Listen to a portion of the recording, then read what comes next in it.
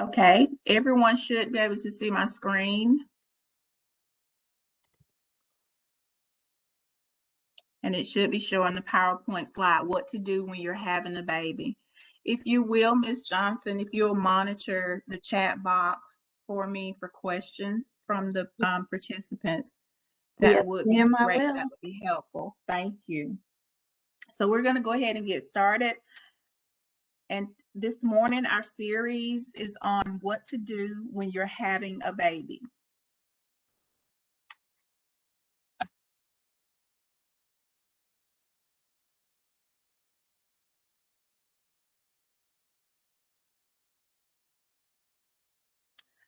I'm sorry, my slide doesn't want to progress. Just a moment.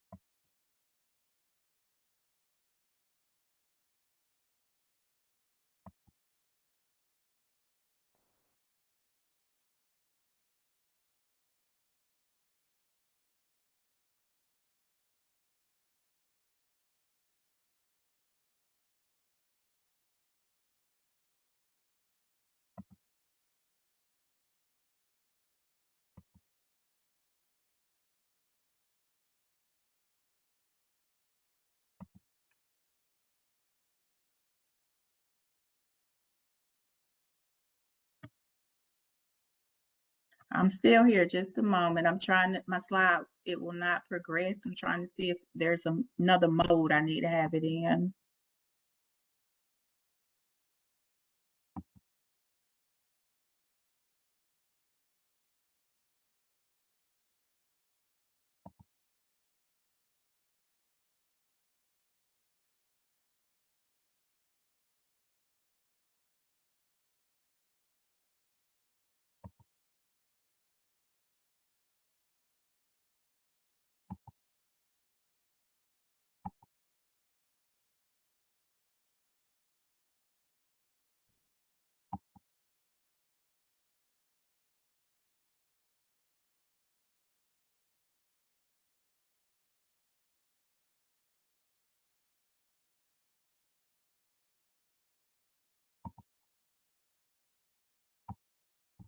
To see my slides?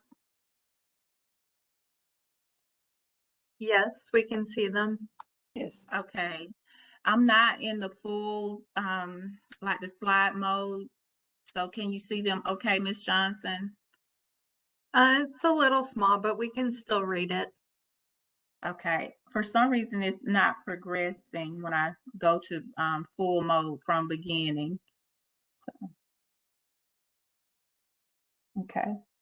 So our objectives this morning will include the following: included in the planning of a health class, using the resource What to Do When You're Having a Baby, discuss characteristics of a learning environment, describe training skills and techniques used for What to Do When You're Having a Baby health class, discuss elements included in the lesson plan, discuss how to manage unexpected classroom situations, discuss the benefits of utilizing teaching tools, and review and discuss features of What to Do When You're Having a Baby health book and sample lesson plan. This morning, just a quick review of our last 3 sessions of Train the Trainer What to Do health book series. Most of you all have had the opportunity to attend the previous sessions, which included what to do for your teen's health, what to do when your child gets sick, and this morning we'll be going over what to do when you're having a baby. Again, at any point, if you have questions, you're welcome to type those in the chat box. Ms. Johnson is monitoring the chat box for questions for me this morning. Also, if you're joining in now, please make sure, if you haven't already done so, to type your name and the organization that you are with. If you're not with an organization, please do share your name for attendance purposes. The What to Do for Health series is designed to provide easy to read healthcare materials. Also, the training manuals, which you all should have received a training manual and a book, as well as a CD disc along with each manual. You have the training manuals that accompanies the book series, and these are designed for use by experienced as well as inexperienced trainers, such as community volunteers, health educators, healthcare professionals, etc. So you don't have to be a licensed, trained healthcare provider to assist someone and show them how to utilize this book or deliver the information that are in these book series.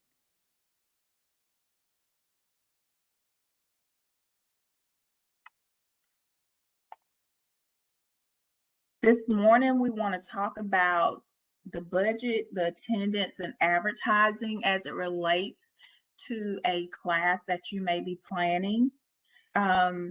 And like I said, you all know it's a series. This morning specifically, we'll be talking about what to do when you're having a baby as far as it comes to the budget, the attendance, and advertising.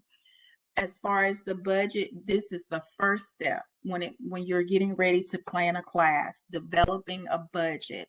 It does matter whether your organization or whether a community sponsor will support the event. It is important to be aware of the expenses up front.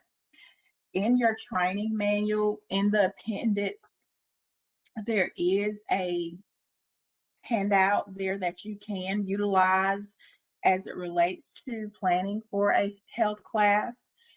It does give you a list of items that you may or may not include in your planning session, but it is a good tool for you to utilize. There's an area for marketing materials, which we'll talk about that when we get to advertising, which is very important. That's just a tool you can use to get people to attend. Also, trainer, if you decide you would like to have a guest speaker to come to the class, when you get ready to have this class, you could actually budget in for a guest speaker. As well as books, you may want each one of your participants to actually have a book, and this is highly encouraged when you're doing and planning these classes, that you do budget in for your participants to actually have a book that they take home with them.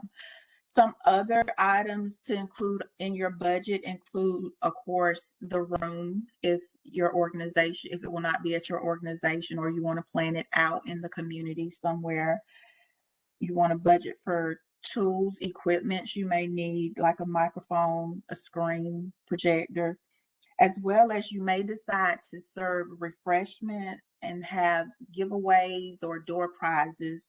That also tends to encourage people to come, as well as offer childcare services if that's applicable to your participants.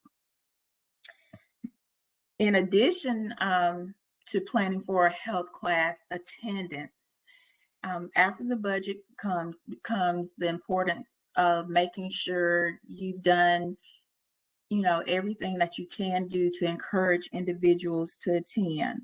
So the next step in the planning a class is getting participants to attend. So what are some actions that will encourage participants to attend class? Definitely from our other sessions, someone mentioned incentives. These are always great to encourage, to get people to attend class sessions that you may be holding.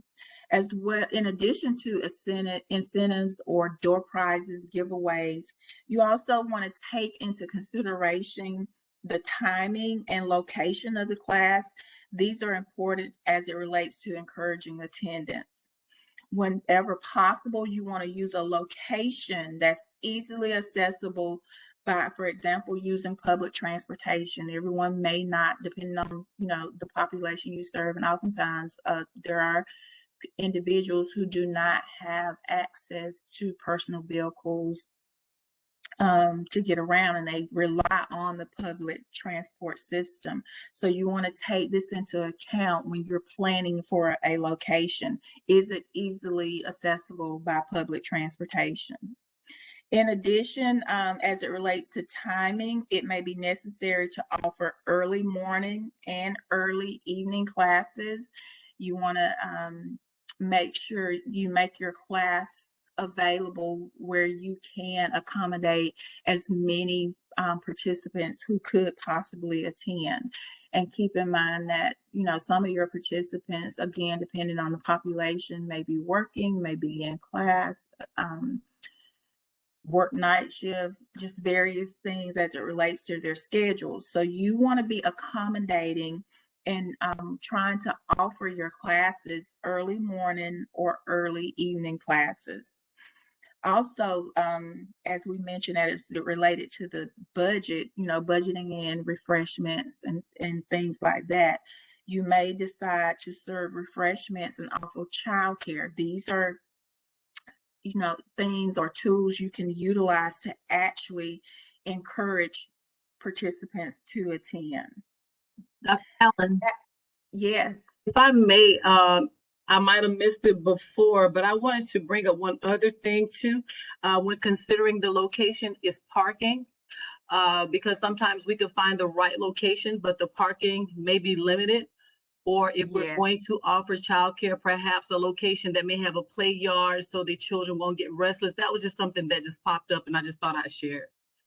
Thank you. Those are all great ideas. That's the thing, about having groups. That's when you're, and that's something we're learning as trainers. You want your participants to participate. And thank you, Ms. Carter. That was great.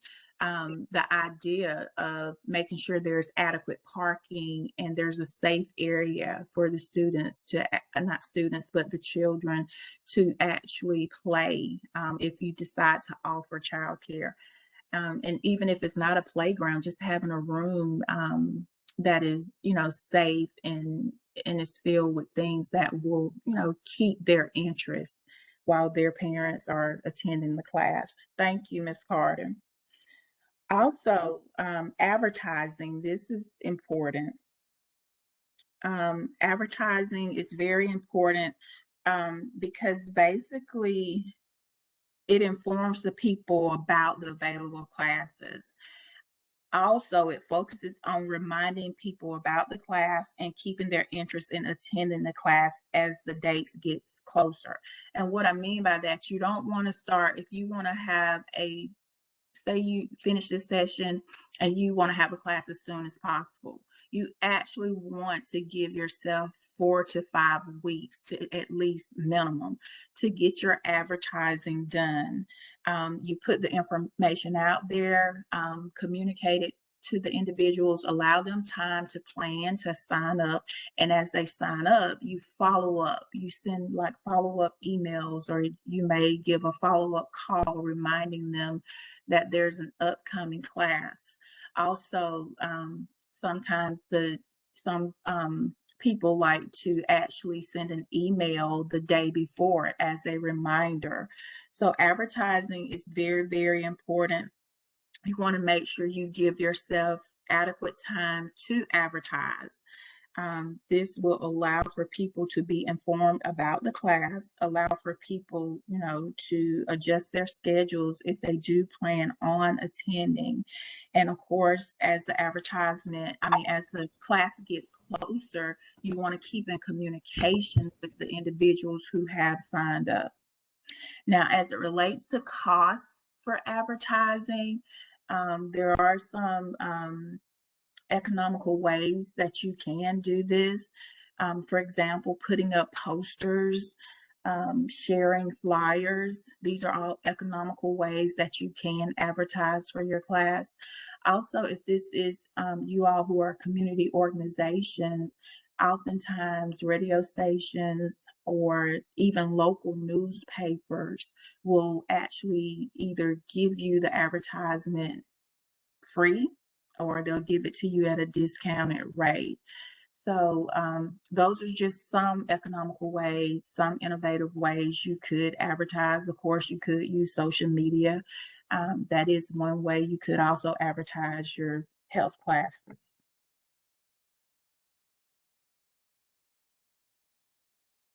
Can anyone else think of any other ways that might be good to encourage? What are some advertising strategies that you could utilize to get people to come, or what are some attendance strategies that would encourage people to come? Would anyone like to share? This is Luella Rhodes. Sometime with attendance strategies, you may, ask the participant, they can bring a guest, so that way they don't feel that they're singled out. And so that's what I would suggest. We got social media, we have flyers and posters, we have an advertisement. So sometimes, because especially in some communities, they don't want to be singled out. So, you can invite you and your guests. That is a good idea. And also as it relates to planning, when we get to the location part of this, it definitely, if you're going to allow them to bring someone, you want to make sure you do have enough adequate room spacing for that guest. But that is a good idea. Sometimes, people, they want to attend health class sessions, but they don't want to attend alone. So that's a great idea. I think in the chat, we have someone, free gifts normally work. Oh, free gifts normally always works. Okay. Okay. I was reading the chat and okay, I managed to pull up the entire chat. My screen just went blank. Bear with me. Hello? We're here. We're here. Okay. Great. Thanks. Let me exit. I was trying to read the chat and I somehow mistakenly pulled up the entire.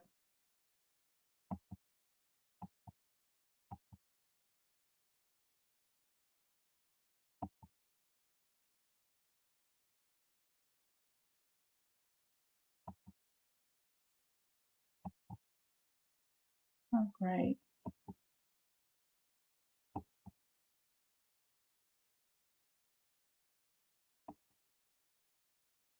Just a moment.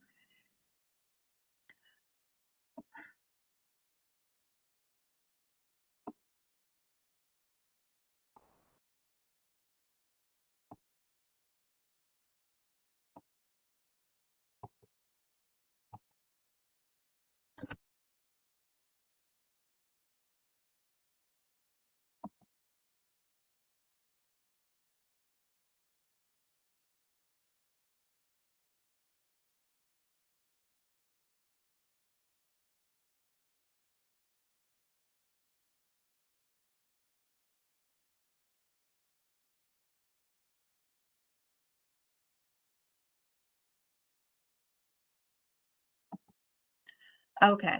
All right. You all should be able to see my screen and I don't see the chat box anymore. You all, sometimes you're going to have technical difficulties and you can see that I'm having that issue this morning. Okay. So we're going to proceed on to our next objective, which is discuss characteristics of a learning environment. Characteristics of a learning environment includes location, size of room, the room setup, and also the trainer arriving early. And I'll elaborate a little more on that. For example, the learning environment, we know it should be comfortable and free from distractions when we're planning or implementing a class session. The location should be familiar and easily accessible. The size of the room needs to be large enough to accommodate the number of people you're expecting. For example, Ms. Rose gave the example of actually allowing the person that you invited to bring someone along with them. So you want to make sure you have adequate room space for these individuals. Also, the room setup or seating arrangement will vary depending on the number of people attending the class. If you will, in your training manuals, and you all probably have become familiar with the training manuals, but let's make sure we turn there just in case we have some participants who did not attend the previous sessions. But if you turn in your training manual to page 18, it gives you the various seating arrangements that could be utilized. For example, on page 18, it shows you the U-shape arrangement. And this seating arrangement encourages interactions among people and enable everyone to see the visual aids, teaching tools that you will be utilizing.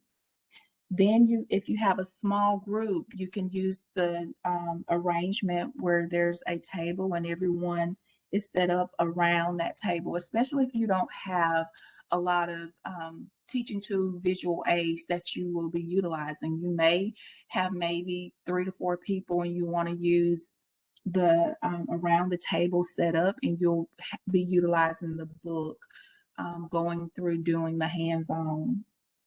Also, you see you can have the setup for a medium-sized group, which is 20 to 40 people. The classroom seating arrangement works well. It enables everyone to see the visual aids. And of course, if you have a large group, you can use the theater style seating arrangement.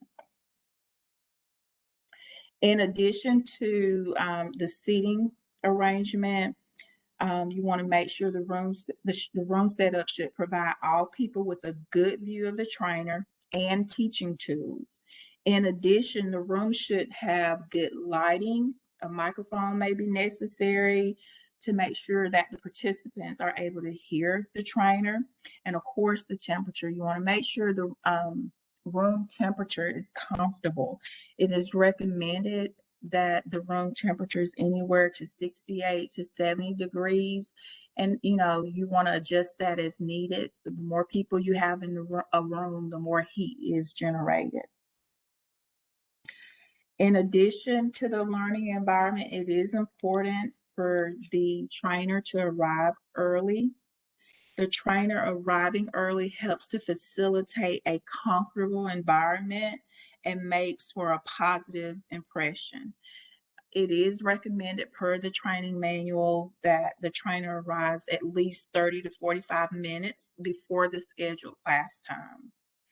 Also, this gives you time to go through your checklist to make sure you have everything you need for your class that you will be having. In your training manual, Appendix D, there's a training readiness checklist that you could actually utilize. And it provides steps to be taken several weeks before the class, 1 to 2 days before the class, and the actual class day.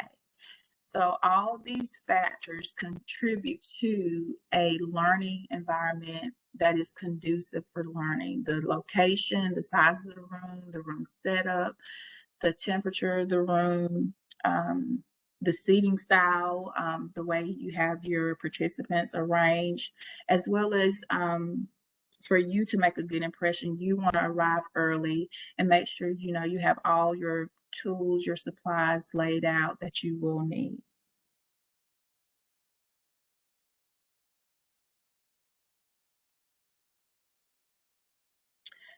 Our next objective, describe training skills and techniques used for what to do when you're having a baby health class.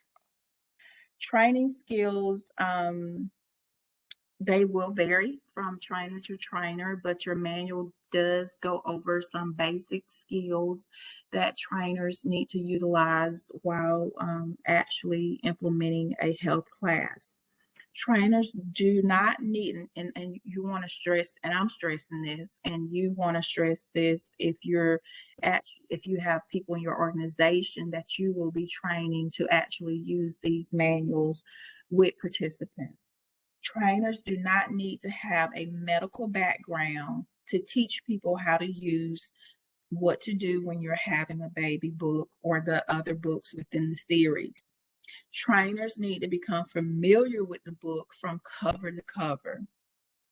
Also, other training skills that you want to keep in mind when you're implementing the class, make sure you know, as the trainer, you set the tone and mood of the training session. Okay, you, the trainer, sets the tone and mood. Trainers who are warm and friendly, they establish a comfortable environment where people feel safe and they're willing to participate. Okay, if you're warm and welcoming to individuals, they're more likely to participate. Trainers also, when you're, as it relates to training skills, you also need to be aware of your time and the individual's time, because basically, as a trainer, you do want to stay on schedule. Okay, this will help ensure the lessons goes more smoothly. And it also allows for you to cover the material that you will need to cover within that session. Also, trainers need to be observant of the participants. You need to read your room, okay? You need to make sure you're scheduling in those breaks for the individuals to actually get up and move around. Sometimes, people get fidgety and get, shifting their weights around about in the chair because they need a break. So you want to make sure you're keeping observation of your participants and their interaction. Also, trainers, they need to be aware of their nonverbal communication. Okay, this can make for a great class or a not so great class. Nonverbal reinforcements, positive nonverbal reinforcements, this tends to put your participants at ease and they're more likely to participate in the activities that you're implementing during your sessions. For example, nonverbal reinforcements include nodding of the head in an affirmative motion, smiling, or other positive facial expressions. As it relates to your learners, for example, when you're having a health class, you want to actually assess your learners, know your learners. Also, you need to know that people, they tend to retain information when they hear it, they see it, and then they have a hands-on experience. They actually do it. So learners, they tend to retain information when they hear something, they see it, and when they actually do it. And that means having a hands-on activity relating to the content that you are conveying. For example, the trainer verbally communicates the message, then the trainer displays the message, and then the trainer incorporates the message, the content into an activity. And basically that's what we're doing here. We're communicating about it. We're talking about the message. You can see the objectives, what we're trying to achieve displayed on the PowerPoint. And then at the end, we actually go through a sample session of the lesson plan where you get to actually visualize and utilize the book and how you could implement it. So keep in mind, people, they learn best when they hear, see, and they do, when they have that hands-on experience.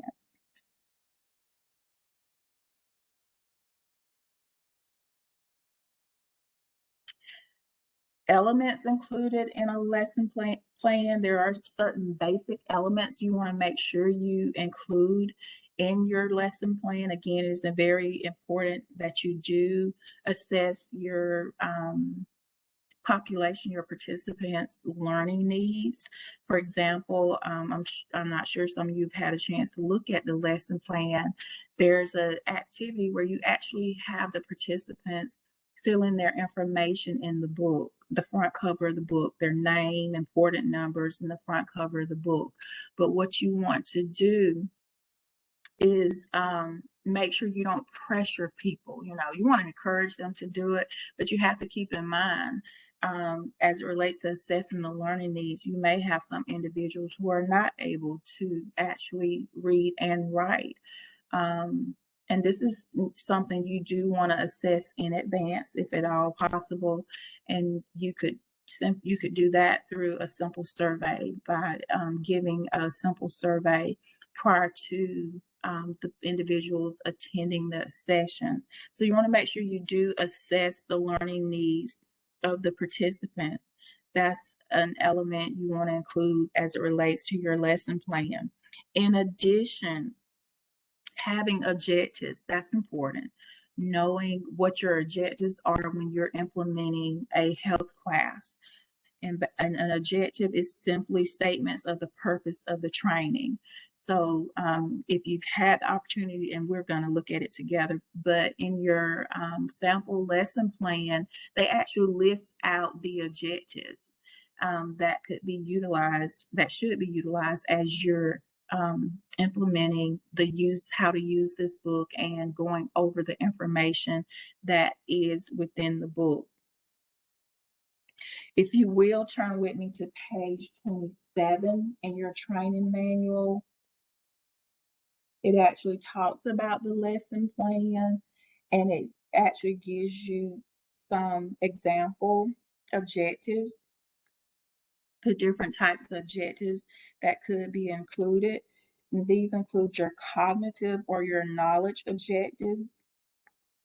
These are behavior changes resulting from learning new facts. People use the information to make new and better decisions. An example of a cognitive learning objective is women will call their doctor right away if they have any of the signs listed under "what do I call my doctor or nurse for?" Affective based objectives. This is a second type of objectives. These are behavior changes resulting from new beliefs, values, or attitudes. An example of an effective learning objective is pregnant women will recognize the risk of secondhand smoke to them and their unborn baby and stay away from people who smoke. So that's an example of an effective based objective. And then a third objective that your training manual discusses is skills based objectives. This is the hands-on. These are behavior changes that involve performing a new skill. An example is using the book as a guide. Pregnant women will make a shopping list of healthy food to create meals that give them servings from each food group. So those are examples, and you can find that information on page 27, examples of the different types of learning objectives that are utilized with this series.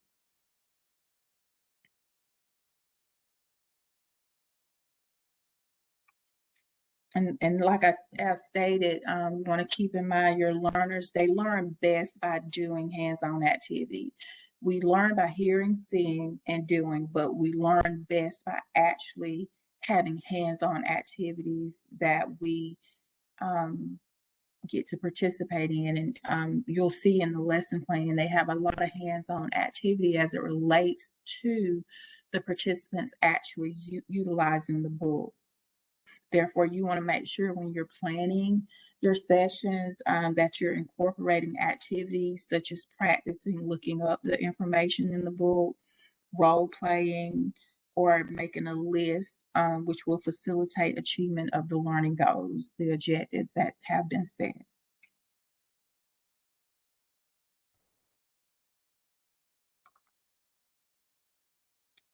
Our next area that we want to talk about is managing unexpected classroom situations. Managing unexpected classroom situations. In your training manual, it actually begins on page 31.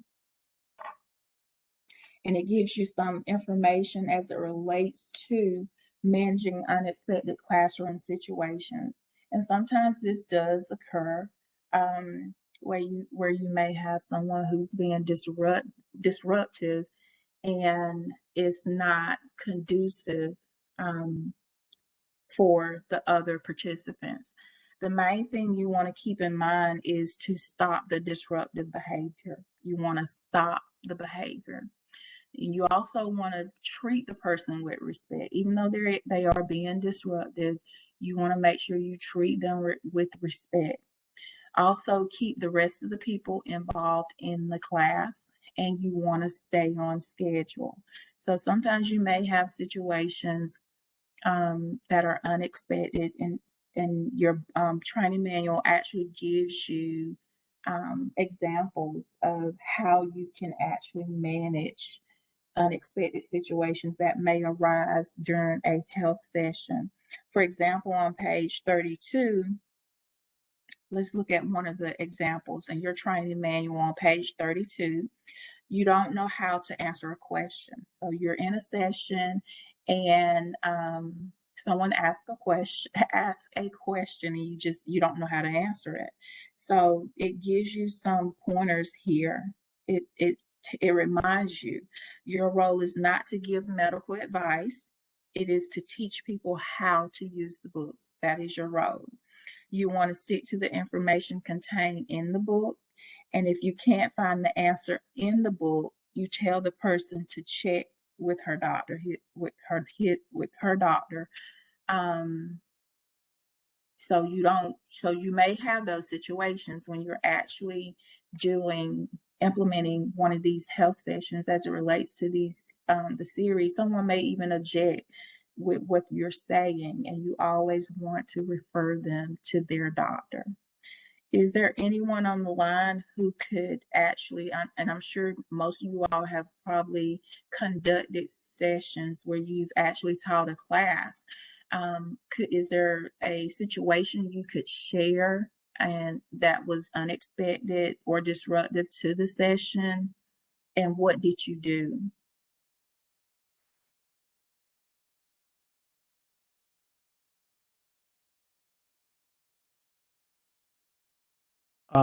We've had situations where we've had in schools like kids acting up.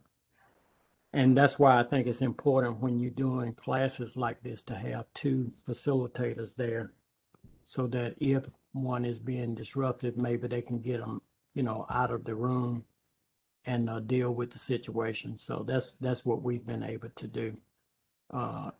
One person would deal with the situation, the class continue on, and then you can refer them to the office or wherever you need to. But in this situation, that person can talk to them outside of that classroom, and the class continue to go on. Thank you for sharing, Mr. Ellison. And I think that is a great idea to have two facilitators if this is possible. I know in some situations it's not always possible, but that is a great idea. That does allow for that class to go on, stay on track, and it's not as disruptive to the other participants. That's great. Thank you for sharing. You're welcome.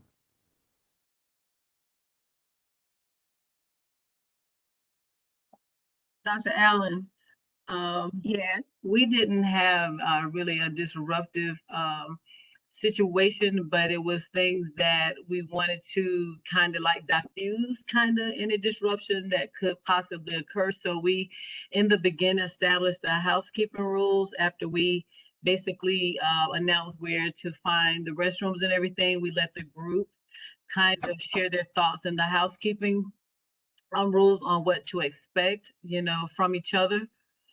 And then that kind of helped if that was going to, remind that kind of as it stayed posted so that everybody can view them throughout the training. That kind of helped remind everybody just in case, things could have potentially got out of hand. But we also wanted to make sure that we didn't set the room up where the exit would be blocked, just in case we had to have an emergency. Thank you, Ms. Carter, for sharing. And that is good. Setting the housekeeping rules. Oftentimes when I have my students in the classroom, I'll tell them, okay, we're gonna do a little housekeeping before we start, and lay that information out for them And I think that is great. And you're right about making sure exits are cleared and not blocked off. That is great. That will help with unexpected classroom situations. Thank you all for sharing. Yes, ma'am.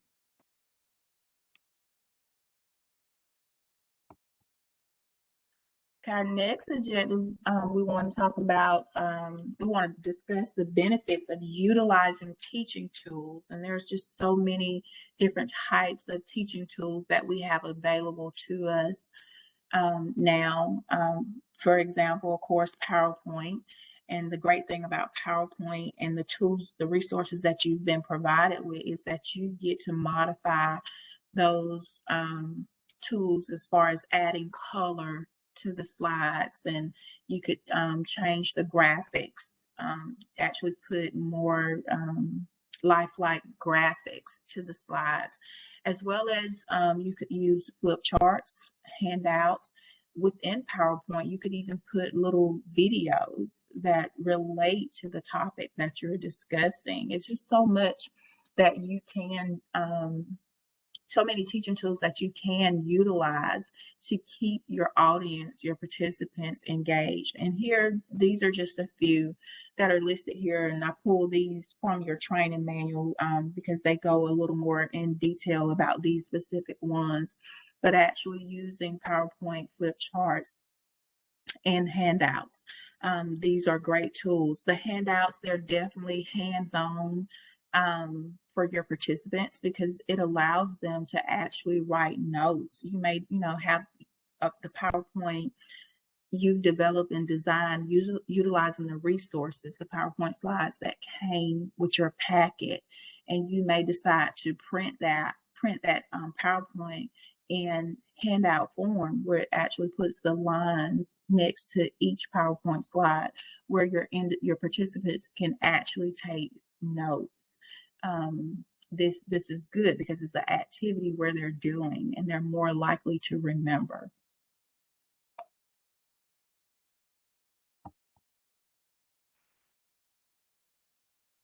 Okay, here at this point, I want to change slides. We're going to go to the PowerPoint slide that actually came with your resource.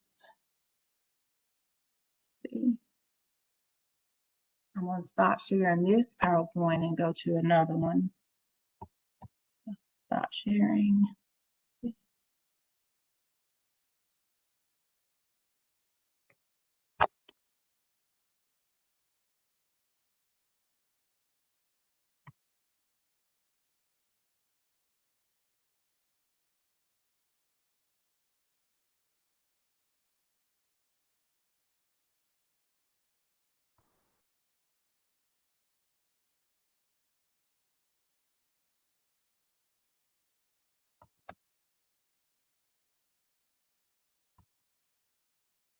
And now what you should be seeing is the actual PowerPoint for what to do when you're having a baby. This is in your resource packet within that disc that you received.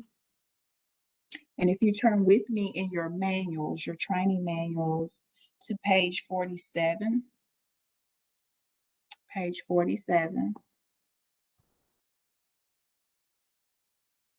it actually gives you a summary of a sample lesson plan, page 47.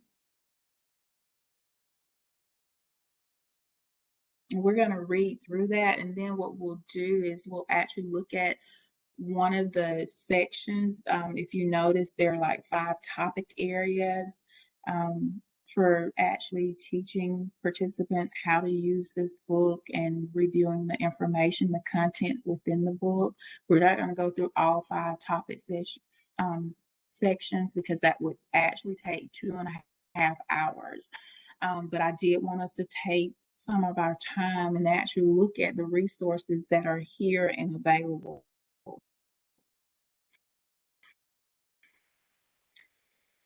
On page 47, it summarizes the whole lesson plan. It guides you as to how you would want to implement your training session.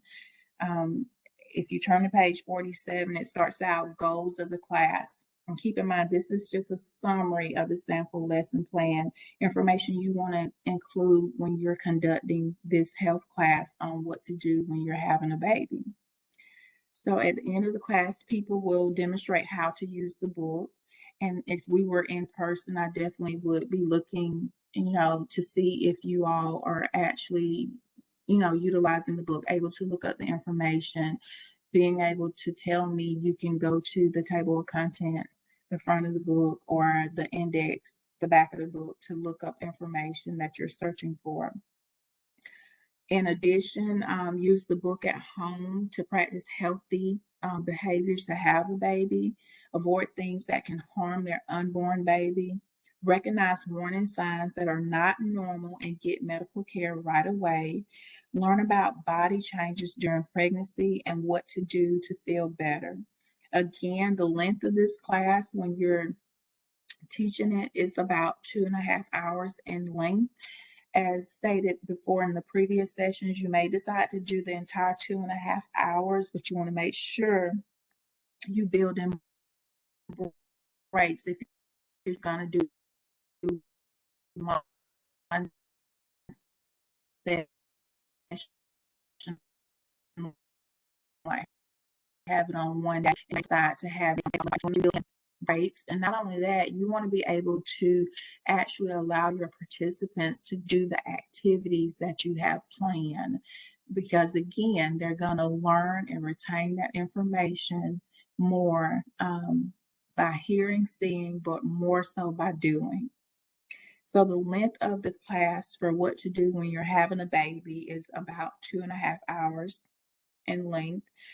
This does include taking a 15-minute break after the second topic so people can stretch and use the restrooms and have refreshments. Again, you want to take into account the population. You want to assess your population. As a trainer, you want to read the room. People may need more than that 15-minute break, or you could break it down. You may want to do maybe 10 minutes the first break and 5 minutes another break. You want to keep those things in mind. Also, within the summary of the sample lesson, and also as you're going throughout the lesson plan, make sure you note the boxes that say note to trainer. For example, on page 47, you may need to adjust the length of the class, plan ahead what sections you might skip if you fall behind schedule. If you need to lengthen the class, allow more time for activities. So for me, I probably would have a 3-hour session allotted for this to allow, adequate times for breaks, and also to allow adequate times for the individuals to actually participate in the activities. And that gives me the opportunity to observe and see if they are, they actually know how to utilize the book. On page 48, it gives you lesson plan topics. Again, this lesson plan for what to do when you're having a baby, it takes about 2.5 hours to teach, but it's broken up into like 5 different sections. You can see here the introduction and overview of the book takes about 30 minutes. Having a healthy baby, that's a 40-minute session there.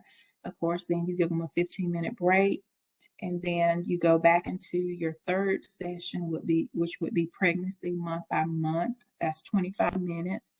Things you can do to feel better, again, 25 minutes. And of course, your wrap up and your program evaluation section area. That'll take about 15 minutes. And you do want to make sure you thank the individuals for coming and ask them to complete a program evaluation, because this gives you feedback on how beneficial the class was to the individuals, as well as it gives you feedback as to things that, asking them what they like most or least about the class, things you can, adapt and change as you go. Again, they're on page 48. Note to trainer. Use the following as a checklist to gather all the materials that you will need for the class. So this is a sample checklist that you can use. Keep in mind, in your appendices, you do have other readiness checklist that you can utilize. If I'm not mistaken, that was Appendix D. But there's a checklist there that you can actually utilize. Here on this page 48, it's reminding you about your teaching tools. For example, if you decide to use flip charts, markers, PowerPoint slides, you want to make sure you have those. Projector, microphone, registration forms. You may have them actually register before they attend. If not, some people do on-site registration. Sign-in sheet, class evaluation forms, and a list of local community resources. This is important. I really think with this class, as it relates to what to do when you're having a baby, actually having these resources. These are some great resources that they have listed here.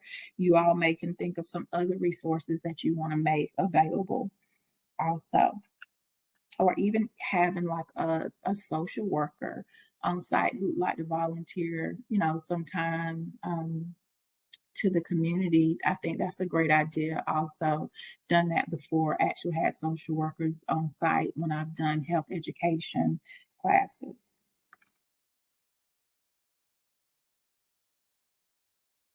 On page 49, it gives you some additional information to make sure you have for your class: the abuse hotline number, alcohol and drug rehab program, information on these smoking cessation, low-cost transportation services, of course, the books, and hopefully you'll be able to make sure each participant does have a book. That's important. Giveaways as well as pencils. And of course, it gives you a little information before the class begin. And again, you want to make sure you arrive early, set up. This actually decreases your stress level or anxiety because you got everything laid out, and all you have to do when they come is actually greet your participants, welcome them, and begin your class.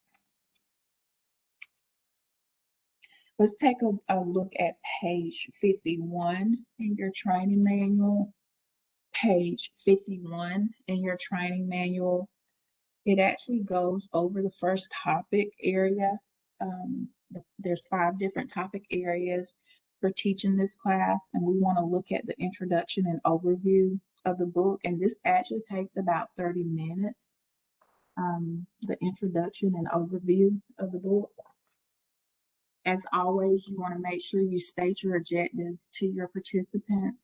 For example, here you see on page 51, the learning objectives for this section is to get the participants to discuss 2 features that make the book easy to use, demonstrate 2 ways to find information in the book, and state 3 topics they can find in the book.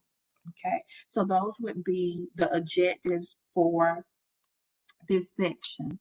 And actually, when you're doing your PowerPoints, or if you do use PowerPoints, you may do flip charts, you may decide to do handouts, but you always want to make sure you state your objectives to your participants so that they are aware of what you're trying to achieve in this class or during each one of these sections of the 5 topics that you're going over.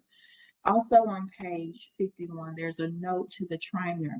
Use the objectives to tell people what they will learn in this lesson. So it's very important. Of course, you always want to start your classes out with a welcome and introductions. I think oftentimes it does put people at ease when they know more about you as the trainer, as well as giving them the opportunity to introduce themselves. I know some of you all might be like, well, I'd rather not state my name, but it tends to start, it actually starts to break that ice when you actually take a few minutes and actually do the introductions, the welcome and the introductions. So the trainer want to make sure they introduce themselves and welcome people to the class. Have people introduce themselves and state what they hope to get out of the class. And of course, now if you have 60 plus people and you've limited yourself to 2.5 hours or even 3 hours, you want to be mindful of that. You may not have time to go around and do individual introductions. You may have to do the welcome and actually introduce yourself and give people a little background knowledge on you. Of course, you want to explain the purpose of the class. You also want to discuss the length of the class and learning objectives. And normally that's when I'll tell my class, these are a few housekeeping things I want to go over with you. And, let them know how long the class will be. You want to also let them know you will go over what's in the book and how to use the book. Basically, that's incorporating your objectives. You will have a chance to look through the book and practice finding information. And you want to tell people when there will be a break and give directions to the restrooms. These are all things you want to do in the very beginning. Again, going back to what Ms. Carter was saying, you want to make sure all your exits are clear. Actually, you want to make sure the halls or the areas where they're going to the restrooms that is clear or cluttered too. You don't want anyone to have an accident. Okay, now on page 52, it talks about introducing the book. This is where your PowerPoint tool that I have pulled up in front of you will come into play. These PowerPoints, they are numbered. Of course, when you get ready to go in and if you wanted to add your objectives in after this first slide that you see, that's going to throw your numbering off. But you can always go back and add the objectives last if you're setting up this planning to do this.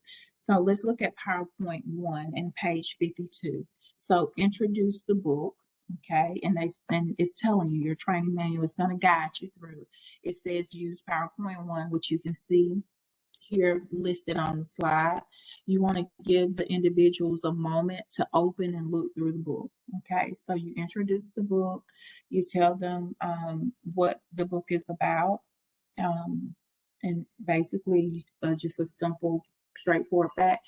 This book is for if you're having a baby, and it actually gives you topic health information that you can utilize during your pregnancy. So you want to actually give them a moment to open and look through the book. Make sure you do pay attention to the boxes that say note to trainer. For example, on page 52, this is important. You want to ask people what's different about this book. The point you want to make is that people can write in the book. There are places in the front to write information, and there are pages to write notes throughout the book.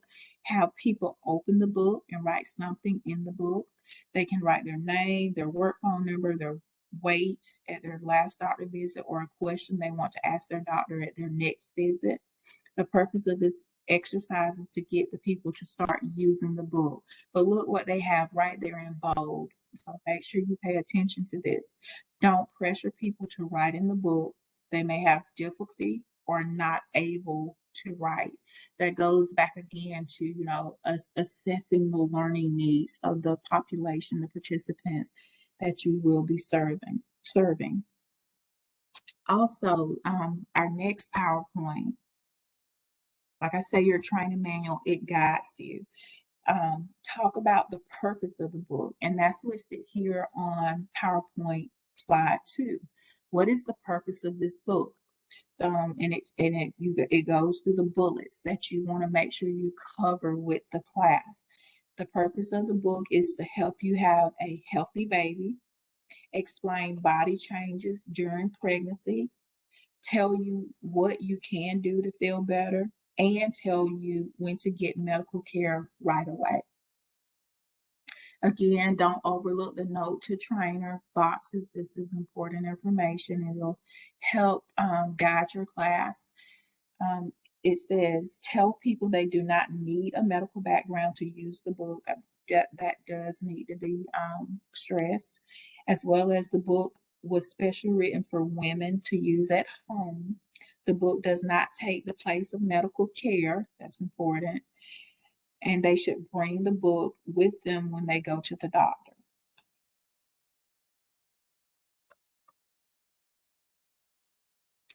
So as you're going along through your training manual, the lesson plan, and as it relates to the introduction and overview of the book, if you turn to page 53, it says, let's take a look at what's in your book.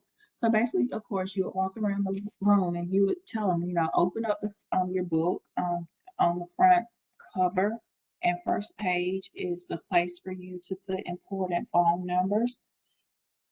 Okay, you would actually go through the book. There's a section to our readers. There's a section for my doctor visits. They can actually document the day, the date, the time, and their weight each time they go to the doctor. Also, if you I hope you're turning with me so you'll see the information I'm seeing. Also, there's a section that actually where you go into detail and letting them know what's in the book. And this includes getting ready to have a baby, things you can do to have a healthy baby, expecting a baby month to month, some discomforts you may have, more things to know, the birth of your baby, after your baby is born, the word list, as well as what's in the book from A to Z. And you definitely want to emphasize the area where it says what's in the book, and the area where it says word list, because the word list is actually an area, like if they don't know the meaning, it's a glossary, but if they don't know the meaning of a word, they can turn to the back and look it up. Also, the front, what's in the book, that's the table of contents. If they're searching for information, that's one way they can look it up. Also, in the back of the book, there's an index, and it's not called index, it's called what's in the book from A to Z. So you want to make sure they're familiar with these areas, they're able to locate these areas. So you may want to actually ask them to do that and walk around the room to make sure they're locating the areas. And then your lesson plan, it gives you an activity as it relates to the introduction and overview of the book that you can implement within your class. Part 1 says have people turn to page 11 and look at the illustration of a baby inside of mom.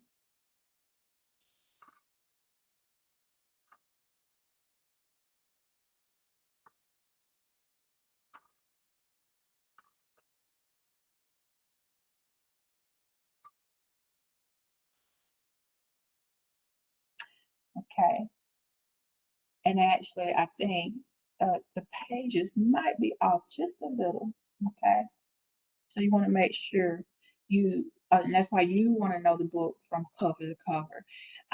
Because, there could be like a typo as far as a page number. You want to actually make sure you locate that page number before you tell them to actually turn. I know when I was going through the book, some of the pages, they were a little off. And it would be necessary for you to go in and make sure that you have the right page number that you're telling them to turn to. Also, part 1 activity, trainer pronounces each word and points out where to read about the meaning of the word. Remember, we have a glossary in the back. It's called a word list in this book. But they could actually look up the definition of a word in the word list. And then it has a part 2. Again, these are activities where they're actually hands-on utilizing the book, and you want to encourage this.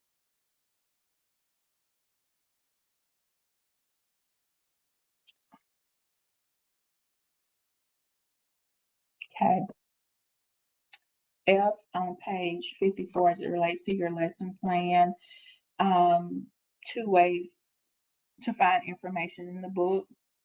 And this is on your PowerPoint 3. It actually shows you, there. It actually shows you, and we just actually talked about that, 2 ways you can find topics in the book. What's in the book, the section at the front, you normally called the table of contents, but it's called what's in the book. and it's utilizing the Roman numerals 10 through 12 that you can find this information.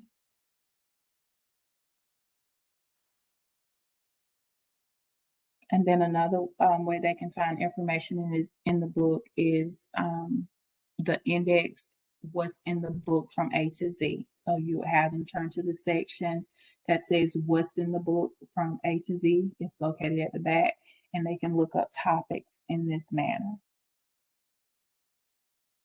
And actually, it recommends that you actually turn to those areas and actually hold the book up so that the participants can see.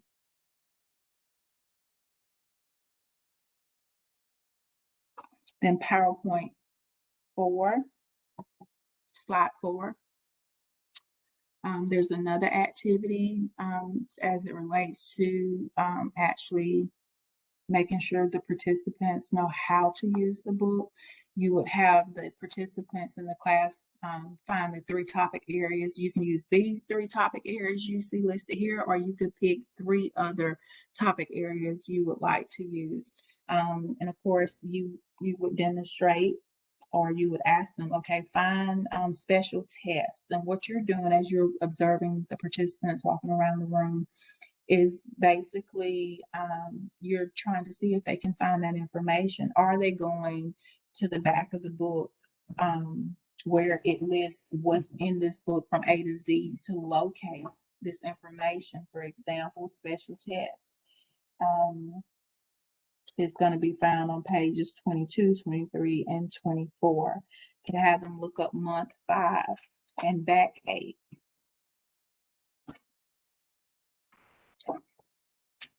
PowerPoint 5, slide 5, special features of the book that make it easy to use. You want to go over this with the participants, because at some point you actually want to, have them verbalize, well, what do you like about this book? What makes it easy to use? And these are some identifiers or elements that they may actually verbalize, that it's in plain language. They like the large print. They don't have to strain their eyes to read it. There's a place to write notes in front of each section. There's like a little notes page in front of each section, a pink area. Also, topics have the same 4 sections in the book, and there's a word list in the back of the book. And then there's a activity for PowerPoint slide 6. Actually, it incorporates a group discussion. Okay. You may want to ask your participants where might be some good places in the home that you could keep this book, and when might be ask them to give you an example when they might use the book. These are bullet point areas that you can use for group discussion to keep your participants engaged. So that was one section of the 5 topic area sections or lessons for this book. Again, it takes 2.5 hours to go through all 5 sessions related to this book. You definitely want to always start with the introduction and the overview of the book, because you want to make sure they leave the session knowing how to utilize this book. Okay, and I'm not going to go through each one of these sessions. Like I said, we don't have 2.5 hours to go through each lesson plan, but that's why this is a great resource. It lays out the lesson plan for you. It gives you the objectives. You have the PowerPoint slides to go along with each lesson plan, where you're able to actually, go in and actually design the PowerPoint slides and actually add graphics. If you don't want to use the graphics that are already there, and put more lifelike pictures on the slides, it's a great resource to have where you can actually go in and do this. So I'm going to end this session, but I do want to open the floor just in case you all have any questions. Again, if you plan on having these sessions, you do want to make sure that each participant is provided with a book. If you need more information on how to obtain these books, you can definitely contact Ms. Johnson. She may have already put I'm afraid to go to the chat. I'm afraid it's gonna throw me out.